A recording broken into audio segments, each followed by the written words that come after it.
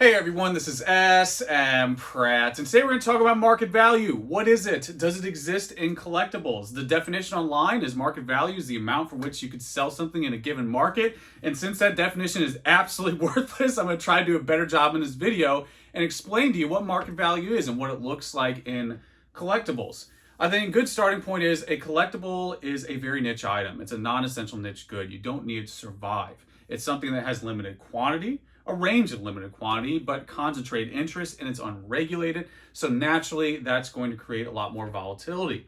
These cards behind me are really good examples of that volatility. A PSA 9 base set unlimited Charizard in 2020 was hitting $5,000. Today, that same card in grade goes for about $1,500. That's a pretty significant change in only about 2 years. The Scream Pikachu, I remember when this was going for 2018 for about 160 bucks PSA 10. I thought I was doing big things. I was hashtagging all over the place, flipping those. Where now you can safely add a zero to that price. It's going for 10x what it was 4 years ago. So those are some good examples of the range or volatility you can experience in collectibles in a very short time. And that's because, again, these are limited items that have very concentrated interest, so that volatility is going to be natural. Now, this takes us into the first lesson here in this video, a data trend versus a data point. A good example of a data point is something like Logan Paul's Illustrator that sold for $4 or $5 million.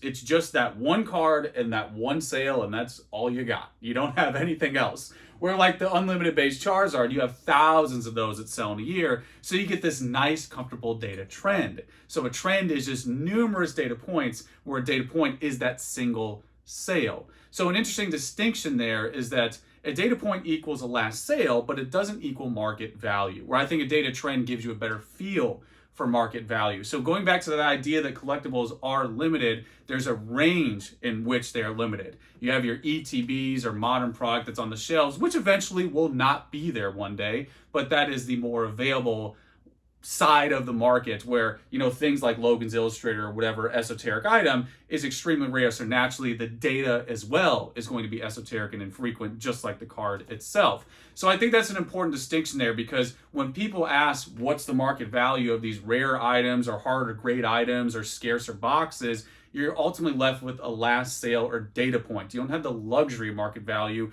or a trend because there's not enough sales to create that. And there's a lot of cards that suffer because of that. There's a lot of very, very rare items out there that haven't had sales, and some for decades. And because of that, no one makes a move on them because you're just completely in the dark. Where cards like base set Charizard, there's always going to be data. That's why that would be a trend. Now, if that isn't enough minutia for you, you have auction versus buy it now. I think this is another important thing, especially for people getting into the game today. You'll have an auction price that can look dramatically different than the buy it now. And it can go either way. I think an auction brings in, again, more volatility, more emotions. It's timed, it's limited, where a buy now is more of a pointed purchase. It's usually more of a calm, or I want to get this at this price, done deal. Where an auction can be impulsive.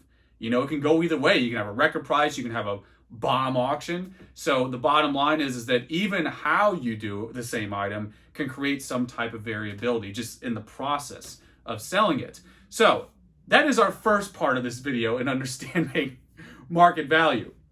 Now, getting back into the data, there is more data tracking today than at any point in time. You have more price charts, scraping, bots, everything going on today than you ever did before.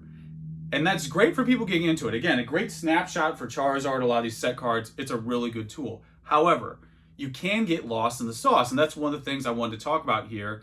An old smpratism, the price tag mentality. So what the price tag mentality means is we all go buy our groceries, we all do our daily, monthly activities over and over. The myth of Sisyphus life that we all live, we do that all the time. And when we get into collectibles, sometimes we falsely use that perspective to try to understand what should I pay for this item or what should I do when trying to buy, again, this range of limited collectibles. So price tag mentality means that it works well for things like modern. If you can go to Target and say on the shelf, there's a literal price tag on it. But in Pokemon, there's a lot of cards that never had a price tag. Scream Pikachu, you don't even have to go to the top with the Illustrator. There's so many promos, so many items out there that never had a price tag on them.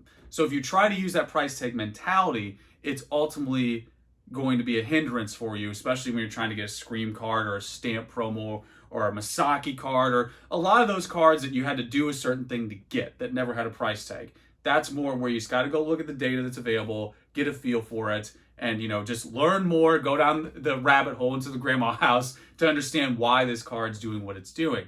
Another thing I like to throw in there, another smpratism, is that the most valuable cards were never sold. In fact, a lot of the Pokemon cards were never sold by Pokemon.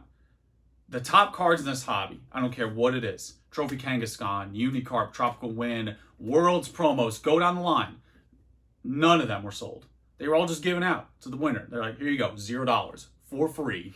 You take this, it could change your life. It's just free. You're going to get it. So you have to do something very specific, very rare, very difficult to get that item. That's why, again, going back to Logan's Illustrator, these super esoteric pieces, that's why their data is just the same. It matches that energy of being super hard to acquire. That's why, the data is very scarce as well. So that's just another one of those ideas I like to remind people of, is that the most valuable items in this game were handed out for free, like for free.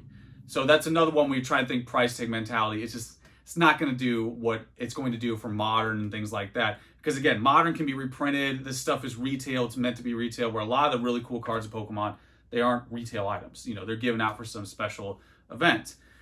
One other thing to talk about here is that collectibles are not regulated. I think that's important in understanding, how this all works. But with that said, they do self-regulate very quickly. At least in my experience, as long as I've been around, collectibles self-regulate very fast. I think the best example here is the Delivery Charizard, which really combines both the unregulated parts of collectibles and how quickly they also self-regulate. So Special Delivery Charizard, super hype card. Probably one of the most hype cards ever. About a month before it dropped, everyone's just talking about it, constantly going. Then it came out, and immediately it was more available than what people thought.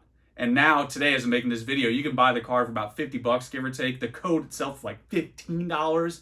Way down from expectations from maybe even a month ago. So within 1 month, you thought this was going to be the new stonker. And then because there's so much quantity, it's come down almost immediately. So it's a mix of the unregulated side, where a bunch of people optimize, all the Team Rocket scalpers figured out the hack where you can get multiple codes and multiple Charizards. You see those eBay listings with fleets of all these Charizards. But because of that unregulation, the market self-regulated in real time. Because so many more people got cards than expected, the card hit a lower price than everybody initially anticipated. So that's a great example of those 2 points of how this market is unregulated, but also can self-regulate immediately. And I think Special Delivery Charizard is still a good card, but it's just such a poster child for highly unregulated, extremely regulated in real time. It's just the perfect example. And then last but not least here, and perhaps the most important, if you're still here in this full lesson video, this is an emotional market.